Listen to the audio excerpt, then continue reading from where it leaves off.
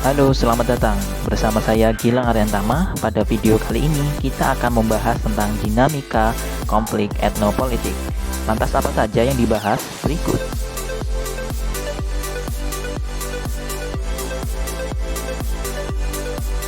Juga tidak lupa, berikut adalah sumber buku atau referensi dalam pembuatan video ini.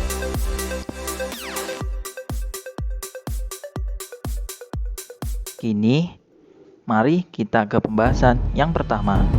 1. Dinamika konstelasi konflik etnopolitik.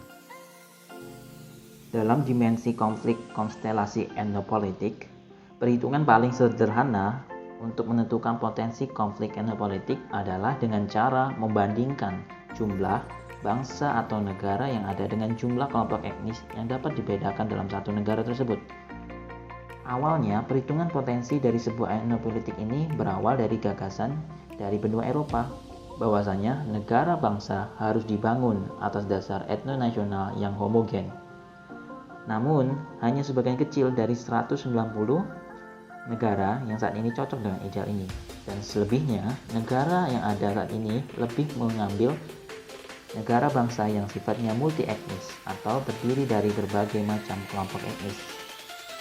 Hal ini juga diperkuat pada penelitian di mana etnografis merinci antara 3.000 hingga 5.000 kelompok etnis. Dan adanya kalkulasi yang dilakukan oleh Gunnar P. Nielsen pada awal 1980-an yang mencatat total ada 589 grup pada dokumentasi minoritas right group. Dan hingga pada tahun 1990 juga tercatat bahwasanya 170 kelompok etnis yang ada di dunia saat ini masih belum memiliki negara bangsanya sendiri.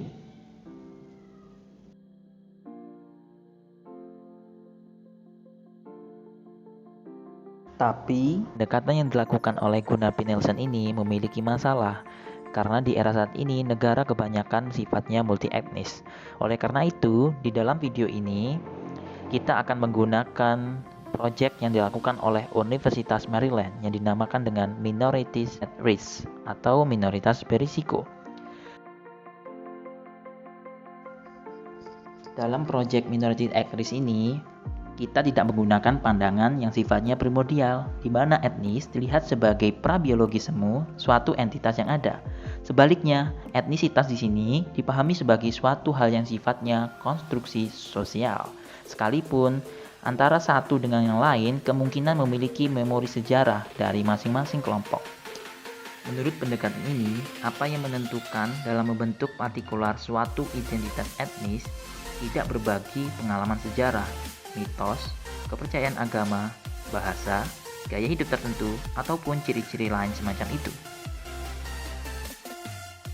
Dua faktor yang mungkin bisa menumbuhkan persepsi bersama semacam itu adalah pengalaman negatif yang berupa diskriminasi dibandingkan dengan kelompok lain, dan juga politik yang sengaja dimobilisasi untuk mempertahankan kepentingan nyata dari suatu kelompok tertentu. Setelah mengetahui konsep dari minorities at risk ini, kini kita akan bergeser dari hasil dari proyek itu sendiri. Proyek ini dilakukan dari tahun 1945 hingga tahun 1990-an di negara-negara dunia ketiga dan negara-negara Eropa. Didapatkan bahwasanya terjadi tren peningkatan yang cukup besar dalam jumlah konflik etnopolitik, khususnya di negara-negara dunia ketiga, selama tahun 1970-an hingga 1980-an. Konflik etnopolitik ini juga menyebabkan negara besar seperti Uni Soviet dan juga Yugoslavia yang notabene merupakan negara multi etnis pecah menjadi beberapa negara bagian, dan hal ini menimbulkan efek domino di mana konflik etnopolitik terus terjadi hingga saat ini. Dalam banyak kasus baru-baru ini, konflik etnis yang terjadi ternyata bukanlah inisiatif yang dilakukan oleh kaum minoritas, tetapi adanya tindakan represif yang dilakukan oleh kaum mayoritas dan juga kelompok etnis yang membentuk suatu negara terhadap kaum minoritas yang ada di negara tersebut, yang menyebabkan terjadinya kekerasan dan pada akhirnya berujung pada pecahnya konflik yang didasarkan pada etnisitas.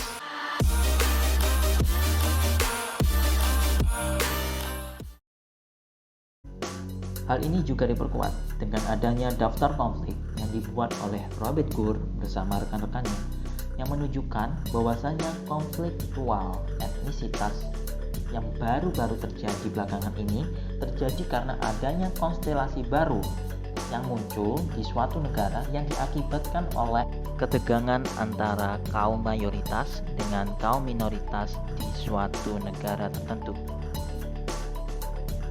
Setelah mengetahui dimensi konflik konstelasi etnopolitik, lantas apa saja sih aspek-aspek tertentu yang menyebabkan dinamika konflik etnopolitik?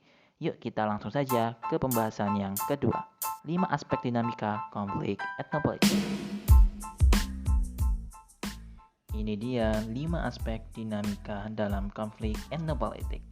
Yang pertama, ada pihak-pihak yang berkonflik.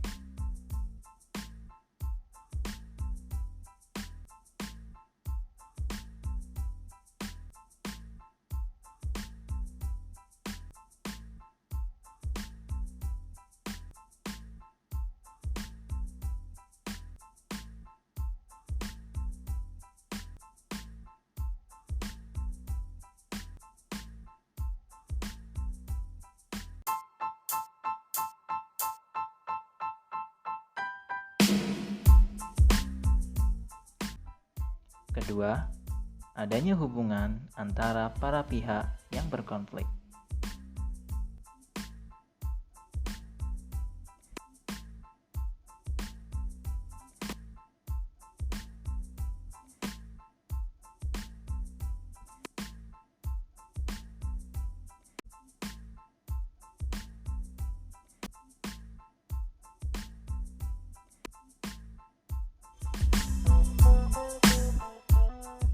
Ketiga, masalah dalam sengketa.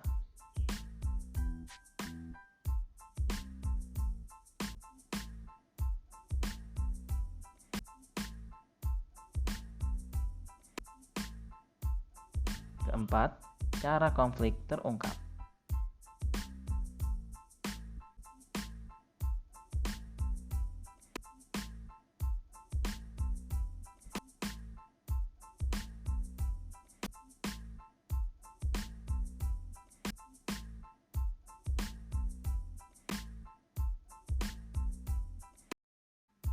Dan yang kelima adalah sikap dari pihak-pihak yang terlibat dalam konflik tersebut.